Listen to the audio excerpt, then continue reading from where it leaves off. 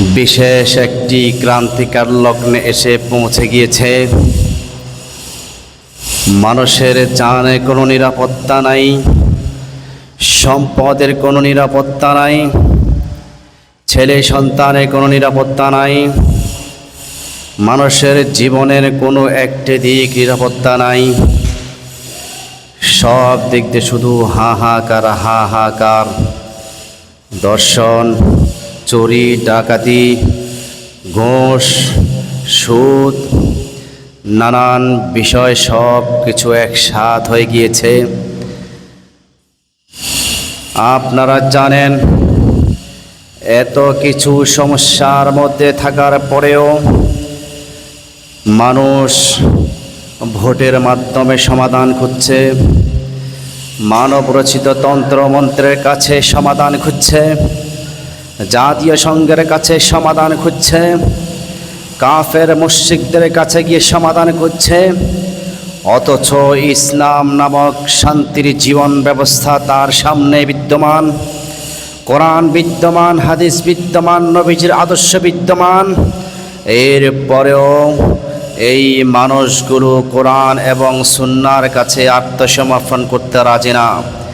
বাংলার মুসলিমদের লক্ষ্য করে বলতে চাই, বাংলার মুসলিম জাতি, তোমরা যদি শান্তি চাও, তোমরা যদি নিরাপত্তা চাও, তোমরা যদি স্বাধীনতা চাও, তোমরা যদি অধিকার চাও, চলে আসো ইসলামের ছায়াতলে।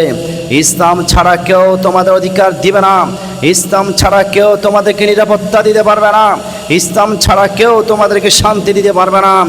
না তোমার বিবি নিরাপদ থাকবে, না তুমি নিরাপদে থাকবে, না তোমার ব্যবসা নিরাপদে থাকবে।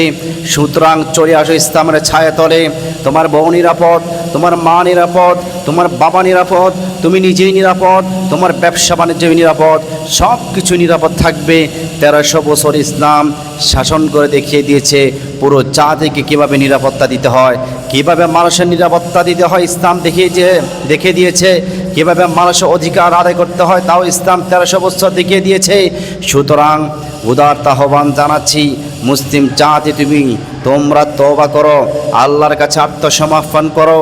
এখনও সময় আছে।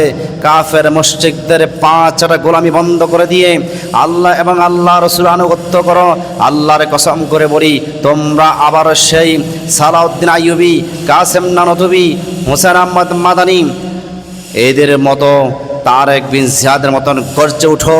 আগামী দিন সমস্ত শিরক কুফরের রচনা করা হবে, সমস্ত তাগুত শক্তির কোমর ভেঙে দিয়ে ইসলামের ছায়াতলে চলে আসো।